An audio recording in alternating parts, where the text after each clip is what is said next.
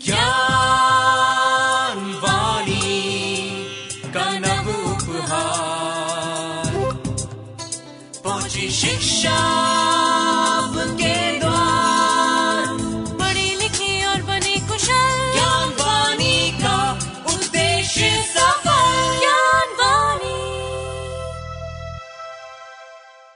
नमस्कार श्रोताओं, साप्ताहिक ज्ञान पत्रिका में आप सभी का स्वागत है। आज के इस अंक को लेकर मैं हूं आपके साथ सविता राणा।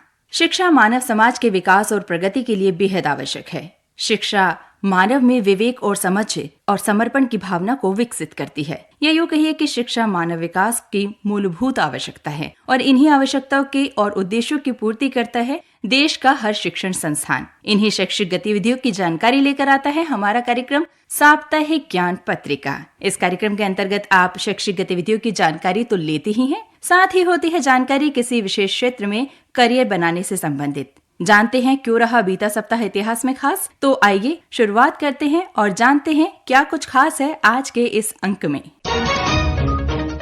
इंदिरा गांधी राष्ट्रीय मुक्त विश्वविद्यालय ने जारी की दिसंबर 2024 टर्म एंड एग्जामिनेशन की डेट शीट। इग्नू के छात्र जमा कर सकते हैं 30 नवंबर तक अपने असाइनमेंट्स। इंदिरा गांधी राष्ट्रीय मुक्त विश्वविद्यालय ने मनाया अपना 39वां स्थापना दिवस। जानिए इग्नू के programme certificate in anti human trafficking के बारे में। होगी जानकारी कैसे बनाएं लाइब्रेरी एंड इंफॉर्मेशन साइंसेज में अपना भविष्य। जानिएगा कहां है आपके लिए रोजगार की संभावनाएं और क्यों रहा बीता सप्ताह इतिहास में खास। कार्यक्रम के विशेष सेगमेंट के अंतर्गत जानिएगा क्यों मनाया जाता है राष्ट्रीय प्राकृतिक चिकित्सा दिवस। तो आइए लेते हैं इन सभी विषयों की जानकारी विस्तार से।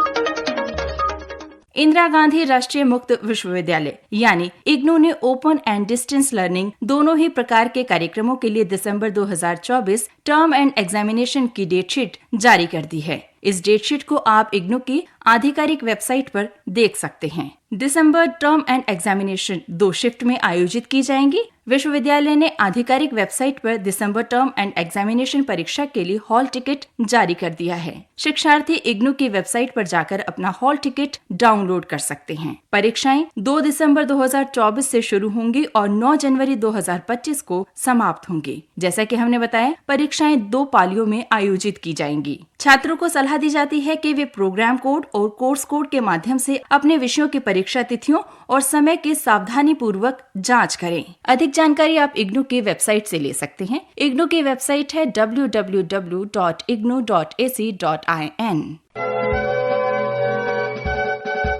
इंदिरा गांधी राष्ट्रीय मुक्त विश्वविद्यालय यानी इग्नू ने दिसंबर टर्म एंड एग्जामिनेशन के लिए ओडीएल और ऑनलाइन दोनों कार्यक्रमों के लिए असाइनमेंट जमा करने की समय सीमा बढ़ा दी है। इच्छुक छात्र अब आधिकारिक वेबसाइट पर जाकर अपनी हार्ड कॉपी या सॉफ्ट कॉपी दोनों असाइनमेंट 30 नवंबर 2024 तक जमा कर सकते हैं। अभ्यर्थी क्षेत्रीय केंद्र द्वारा दिए गए निर्देशों के अनुसार अपने अध्ययन केंद्र या क्षेत्रीय केंद्र में अपने असाइनमेंट जमा कर सकते हैं। असाइनमेंट जमा करते समय अभ्यर्थी कुछ बातों का अवश्य ध्यान रखें। असाइनमेंट पर अपनी संपर्क जानकारी यानी कार्यक्रम कोड, पाठ्यक्रम कोड, नामांकन संख्या, ईमेल आईडी, फोन नंबर आदि अवश्य लिखें। आप हार्ड कॉपी या सॉफ्ट कॉपी जो भी जमा कर रहे हैं उस पर अपने हस्ताक्षर अवश्य करें। इस विषय में अधिक जानकारी आप इग्नू की वेबसाइट से ले सकते हैं। इग्नू की वेबसाइट है www.ignu.ac.in। इंदिरा गांधी राष्ट्रीय मुक्त विश्वविद्यालय यानी इग्नू ने 19 नवंबर 2024 को अपना 39वां स्थापना दिवस बड़े उत्साह के साथ मनाया। इस अवसर पर मुख्य अतिथि रहे डॉक्टर सुकांत मजूमदार, माननीय शिक्षा राज्य मंत्री, शिक्षा मंत्रालय, भारत सरकार से। और स्थापना दिवस व्याख्यान दिया अखिल भारतीय तकनीकी शिक्षा परिषद के अध्यक्ष आचार्य TG सीताराम ने। स्थापना दिवस कार्यक्रम की अध्यक्षता की इग्नू के कुलपति प्रोफेसर उमा कांजीलाल ने। कार्यक्रम का आयोजन इग्नू के बाबा साहेब अम्बेडकर सभागार में हुआ। मानव तस्करी एक अंतर्राष्ट्रीय समस्या है जो आर्थिक और सामाजिक कारकों से प्रेरित है। भारत में भी मानव तस्करी एक बड़ी समस्या है जो मुख्य रूप से महिलाओं और बच्चों को अपना शिकार बनाती है। यदि आप एंटी ह्यूमन ट्रैफिकिंग में सर्टिफिकेट प्रोग्राम करना चाहते हैं तो इग्नू का स्कूल ऑफ लॉ लेकर आया है आपके लिए certificate in anti human trafficking, जिसकी अवधि 6 महीने है। इसको करने के लिए योग्यता चाहिए ग्रेजुएशन या 12वीं के साथ इस क्षेत्र में 5 वर्ष का एक्सपीरियंस। इस सर्टिफिकेट प्रोग्राम को करने का उद्देश्य है मानव तस्करी विरोधी जागरूकता लाना और शिक्षार्थियों को व्यापक समझ प्रदान करना, विभिन्न हितधारकों एजेंसियों के बारे में शिक्षार्थियों के बीच कार्यात्मक समझ और समन्वय विकसित करना, मानव तस्करी के कानून नीतियों, पुनर्वास और रोकथाम के पहलुओं के क्षेत्र में जागरूकता लाना, शिक्षार्थियों को समझने, पुनर्वास, रोकथाम की प्रक्रिया से जुड़ने के लिए व्यावहारिक कौशल विकसित करना और मानव तस्करी का पुनः एकीकरण करना। तो यदि आप भी ये सर्टिफिकेट प्रोग्राम करना चाहते हैं तो आप इस कोर्स में एडमिशन ले सकते हैं। इस सर्टिफिकेट प्रोग्राम से संबंधित तमाम जानकारी आपको मिल सकती है इग्नू की आधिकारिक वेबसाइट से। वेबसाइट है www.ignu.ac.in। तो ये थी जानकारियाँ शिक्षा से संबंधित। आप सुन रहे हैं साप्ताहिक ज्ञान पत्रिका ज्ञानवाणी FM 105.6 मेगाहर्ट्ज पर।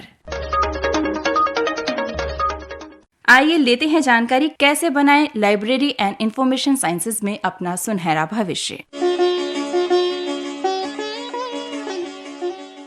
किताबों से प्यार करने वालों के लिए library and information sciences best career option हो सकता है। लाइब्रेरी सभी संस्थानों में होते हैं, चाहे वो रिसर्च इंस्टीट्यूट हो, सरकारी संस्थान, कॉलेजेस, यूनिवर्सिटीज या स्कूल। कॉर्पोरेट ऑफिस में भी अब इसकी व्यवस्था होती है। इसके अलावा पब्लिक लाइब्रेरी भी है जहां पर कोई भी जा सकता है। लाइब्रेरी ज्ञान और सूचनाओं का संगम है जो लोगों को जोड़ने का काम करती है। आज की दुनिया में सटीक सूचनाओं की तलाश करने और उसे यूजर्स तक पहुंचाने के तरीके में बदलाव आ गया है। यही कारण है कि लाइब्रेरी एंड इंफॉर्मेशन साइंसेज में डिजिटल तकनीक और सोशल मीडिया का उपयोग होने लगा है। लाइब्रेरी साइंस डेटा को क्लासिफाइड और उपयोग के तरीके पर फोकस करता है। ये ज्ञान को संरक्षित करने और साक्षरता को बढ़ावा देने पर जोर देता है। लाइब्रेरी एंड इंफॉर्मेशन साइंसेज के तहत मुख्य रूप से किताबों, संदर्भ ग्रंथों, पत्रिकाओं और अखबारों को व्यवस्थित ढंग से रखने और लंबे अरसे तक इसे सुरक्षित ढंग से सजोने के बारे में जानकारी देता है। ये एक ऐसा दिलचस्प क्षेत्र है जो किताबें पढ़ने के शौकीन लोगों के लिए बेहद खास है। डिजिटल युग में इस फील्ड में छात्रों के लिए कई करियर विकल्प भी विकसित हो रहे हैं। इंटरनेट, सोशल मीडिया और अन्य टेक्नोलॉजिकल एडवांसमेंट की वजह से लाइब्रेरी साइंस सबसे रोमांचक करियर ऑप्शन बनता जा रहा है। इसमें आप अपनी रुचि के आधार पर किसी भी ऑप्शन को चुन सकते हैं। लाइब्रेरियन की मांग सरकारी और प्राइवेट दोनों ही क्षेत्रों में रहती है। आप चाहें तो इस फील्ड में आगे की पढ़ाई भी कर सकते हैं। लाइब्रेरी साइंस कोर्स के बाद library attendant, library assistant, junior librarian और इंफॉर्मेशन आर्किटेक्ट बन सकते हैं। इसके अलावा आप कई और क्षेत्र भी चुन सकते हैं जिसमें librarian, electronic resource librarian, information officer, rare book creator और यूनिवर्सिटी लाइब्रेरी डायरेक्टर के पदों को शामिल किया जा सकता है। इस फील्ड में आपको बैचलर्स या मास्टर्स डिग्री का होना आवश्यक है। डिप्लोमा और सर्टिफिकेट कोर्स करने के लिए स्टूडेंट्स का किसी भी स्ट्रीम में 12वीं पास होना आवश्यक है। तो वहीं बिलीव जैसे स्नातक पाठ्यक्रमों के लिए बैचलर ऑफ लाइब्रेरी साइंस और bachelor of library information sciences जैसे बैचलर्स कोर्स भी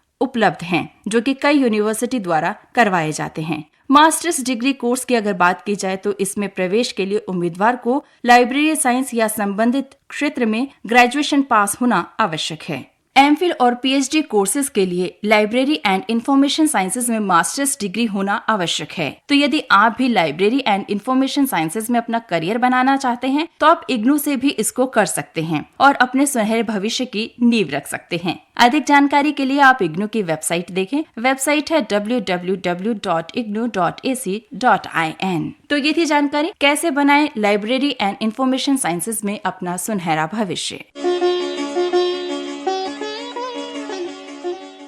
आप सुन रहे हैं साप्ताहिक ज्ञान पत्रिका ज्ञानवाणी पर। आइए अब जानकारी लेते हैं कहां है आपके लिए रोजगार की संभावनाएं। UCIL यानी यूरेनियम कॉर्पोरेशन ऑफ इंडिया में माइनिंग मेट के पदों के लिए आवेदन पत्र आमंत्रित किए जा रहे हैं। इन पदों के लिए आवेदन करने की अंतिम तिथि 30 नवंबर 2024 है। अधिक जानकारी के लिए आप देखिए यूरेनियम कॉर्पोरेशन ऑफ इंडिया की आधिकारिक वेबसाइट है www.ucil.gov.in। NFC यानी न्यूक्लियर फ्यूल कॉम्प्लेक्स हैदराबाद में electrician, chemical plant operator, assistant, laboratory assistant आदि के पदों के लिए आवेदन पत्र आमंत्रित किए जा रहे हैं। इन पदों के लिए आवेदन करने की अंतिम तिथि 25 नवंबर 2024 है। अधिक जानकारी के लिए आप देखें न्यूक्लियर फ्यूल कॉम्प्लेक्स की आधिकारिक वेबसाइट है www.nfc.gov.in। BDL यानी भारत डायनेमिक्स लिमिटेड में ट्रेड अप्रेंटिस के पदों के लिए आवेदन पत्र भरे जा रहे हैं। इन पदों के लिए आप आवेदन कर सकते हैं 25 नवंबर 2024 तक। अधिक जानकारी के लिए आप देखें भारत डायनेमिक्स लिमिटेड की आधिकारिक वेबसाइट है www.bdl-india.in।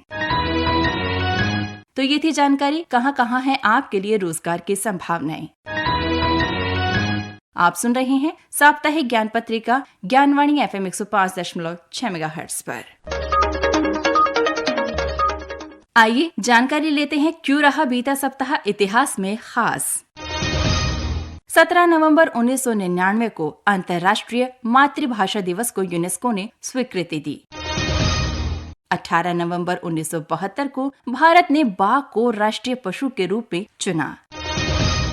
19 नवंबर 1997 को कल्पना चावला अंतरिक्ष में जाने वाली पहली भारतीय महिला बनी। 20 नवंबर को विश्व बाल दिवस मनाया जाता है। इस दिन को मनाने की शुरुआत वर्ष 1954 में हुई, जिसका मकसद बच्चों के कल्याण में सुधार लाना, बच्चों के बीच जागरूकता बढ़ाना और अंतर्राष्ट्रीय एकजुटता को बढ़ावा देना है। 21 नवंबर 1947 में आजादी के बाद भारत ने पहली बार डाक टिकट जारी किया। 22 नवंबर 1968 को मद्रास राज्य का नाम बदलकर तमिलनाडु करने के प्रस्ताव को स्वीकृति मिली। तो ये थी जानकारी क्यों रहा बीता सप्ताह इतिहास में खास। आप सुन रहे हैं साप्ताहिक ज्ञान पत्रिका ज्ञानवाणी FM 105.6 मेगाहर्ट्ज पर। आइए अब लेते हैं जानकारी क्यों मनाया जाता है प्राकृतिक चिकित्सा दिवस यानी नेशनल नेचुरोपैथी डे।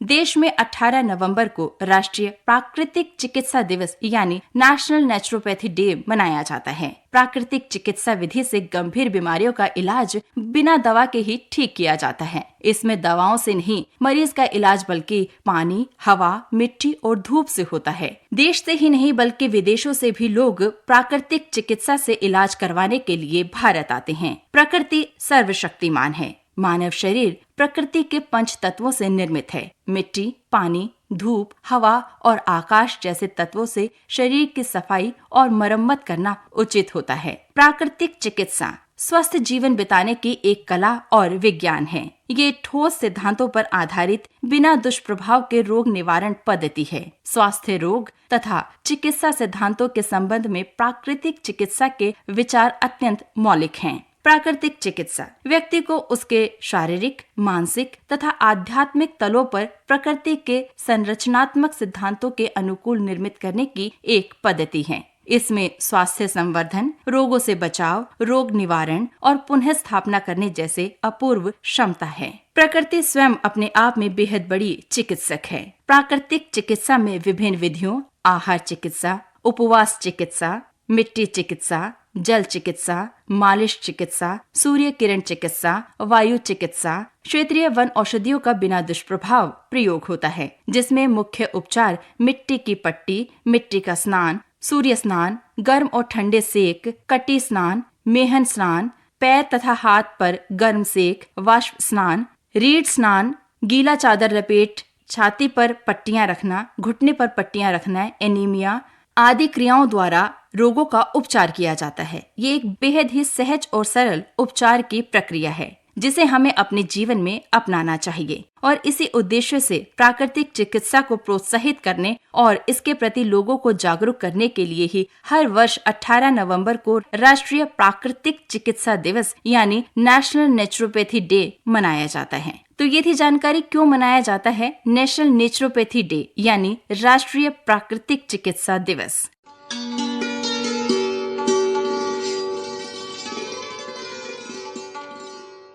अभी आप सुन रहे थे कार्यक्रम साप्ताहिक ज्ञान पत्रिका।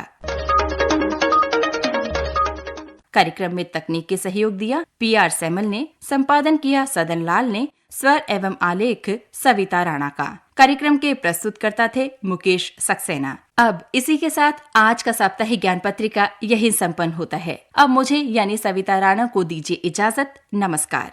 ज्ञान वाणी का नव उपहार,